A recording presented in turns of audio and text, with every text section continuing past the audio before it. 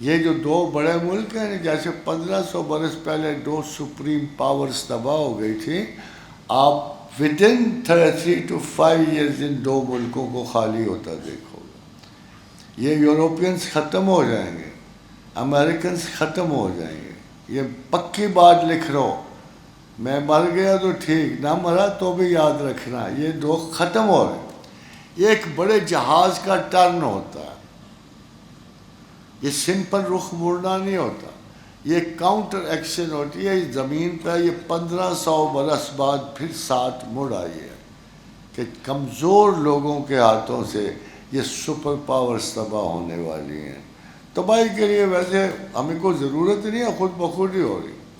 امریکہ کا معاشی حال یہ ہے کہ وہ 2030 تک $50 ٹریلین کا مقروض ہوگا، اور سارے معیشتدان ویسٹ کے کہتے ہیں کہ he can not raise himself from the ground line of the graph. یہ اب کبھی گراف کی گراؤنڈ لائن سے اٹھ نہیں سکتا۔ اور پاکستان کچھ نہ پوچھو، بس ابھی میں زیادہ خوش نہیں کرنا چاہتا، یہ ہمارا مشق ہے۔ اب جب تک اپنے رسول کا پائے اعتبار نہیں کرو گے، جب تک ان کے ساتھ قدم ملا کے نہیں چلو گے، جب تک انہیں پیار سے محبت سے ایک ایسا معاشرہ تخلیق نہیں کرو گے، اللہ تعالیٰ آپ کو توفیق دے۔ آپ تھوڑے نہیں ہو، بہت ہو۔ میں پاکستان میں بہت محبت دیکھتا ہوں خدا اور رسول کی۔ کچھ غیر مسلموں سے الجھے ہوئے ہیں، کچھ اپنے مسلمانوں کی وجہ سے اجڑے ہوئے ہیں۔ دین میں اتنی تقسیم کیا ہو گئی تھی؟ میرے 4 امام ہیں، آپ کو پتہ ہے؟ اہل سنت زیادہ ہوں گے آپ میں سے۔ 4 امام ہیں میرے امام اعظم ابو حنیفہ ہیں، امام مالک ہیں، امام شافعی ہیں، امام احمد بن حنبل ہیں نا 4۔ مگر آج تک کسی سنی نے سوائے ایک امام کے کسی دوسری کی بات سنی ہے؟ ویسے تمہارا دعویٰ ہے کہ ہمارے 4 امام ہیں، ہمارے 4 جیورسٹ ہیں، مسلم جیورسٹ ہیں۔ میں حیران ہوں، ہمیں کیا ہو گیا؟ ہم نے امام اکیلے کر دیے۔ ہم نے امام مالک کو بادشاہ نے کہا، اس میں عبد الملک بن مروان نے کہا کہ ہم تو آپ کے معتقد ہیں اور ہماری حکومت تو ساری دنیا میں پھیلی ہوئی، آپ ہمیں اجازت دیں کہ ہمیں فقہ مالکیہ کو ہر ملک میں پہنچا دیں۔ تو امام مالک نے کہا خدا کے لیے بادشاہ ایسا نہ کرنا، میرے آقا و رسول کے صاحب پتہ نہیں کہاں کہاں گئے ہوئے ہیں اور کہاں کہاں انہوں نے علم لیا ہے، اور ان ارلی اصحاب کے نقش قدم پہ چلنے والے ہو سکتا ہے میرے قانون کو اپنے مطابق نہ پائیں، اور اگر میرا بھی کوئی قانون خدا و رسول کے خلاف ہے تو اسے دیوار پہ دے مارنا، کبھی قبول نہ کرنا۔ یہ وہ ائمہ تھے جن کی وجہ سے اسلام پھیلا ہے، اتنی محبت والے، اتنی مروت والے، اتنے اخلاق والے۔ اب دیکھو خدا کے رسول سے پوچھا گیا، ایک دفعہ آنسو آ گئے نا ان کی آنکھوں میں، وہ خوبصورت آنسو تو پھر ہمارے اور آپ کے حق میں آئے نا، ہمارے اور آپ کے حق میں وہ خوبصورت آنسو تھے۔ تو پوچھا گیا یا رسول اللہ آپ کے آنسو کیوں آ گئے؟ فرمایا ان مسلمانوں کا سوچ کر وہ بڑی دیر بعد میرے بعد آئیں گے، نہ انہوں نے مجھے دیکھا ہوگا اور نہ مجھے انہوں نے خود سنا ہوگا، مگر وہ مجھ سے تمہاری طرح ہی محبت کریں گے۔ کیا ہم نہیں ان سے محبت کرتے؟ نہیں؟ کیا یہ محبتوں کا سودا ختم ہو گیا ہے؟ مگر یار سب سے بڑی محبت کو ہم آئیڈینٹیفیکیشن کہتے ہیں۔ میں اپنے محبوب کے نقش قدم پہ چلنا چاہتا ہوں، بس میں اپنے رسول سے محبت کر کے اس کی عادات۔ ایک دفعہ میں نے بڑی کوشش کی،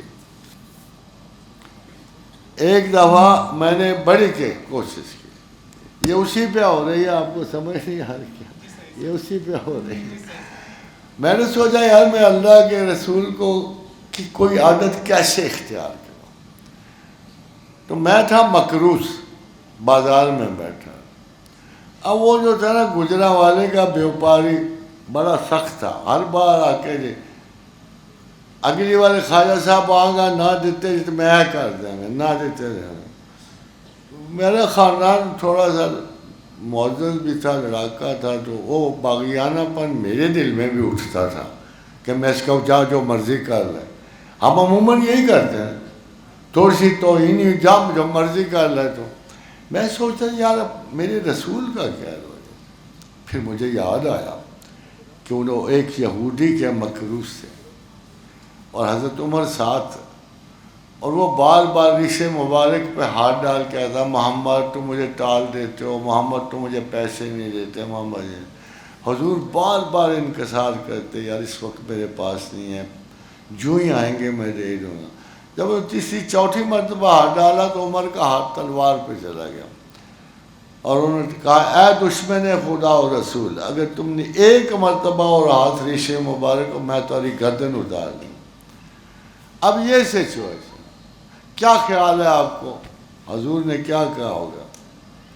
حضور نے پیچھے مڑ کے کہا عمر تو دیوانہ ہوا ہے، تو پاگل ہے، میں نے اس کا دینا تھا، اس کا حق ہے نا مسلمان۔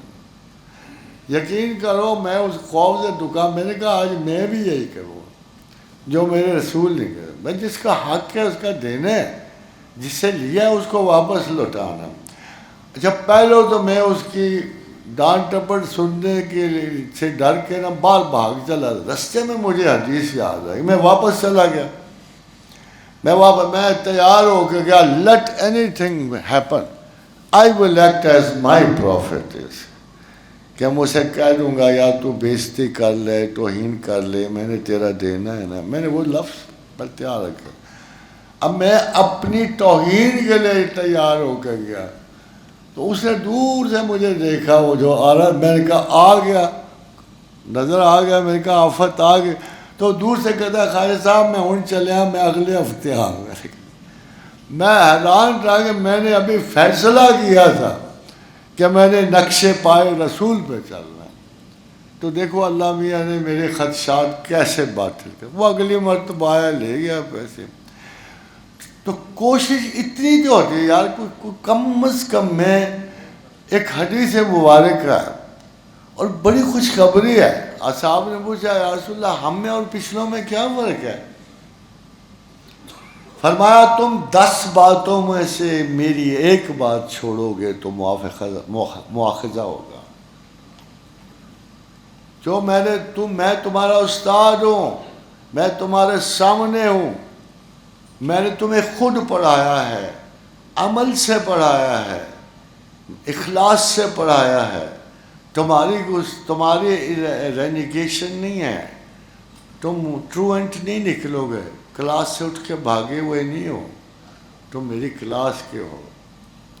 تم 10 میں سے ایک بات بھی اگر چھوڑو گے تم سے اللہ مواخذہ کرے گا، اور وہ جو پچھلے آنے والے ہیں اگر میری 10 میں سے ایک بات پر بھی عمل کریں گے تو ان کو اجر ملے گا۔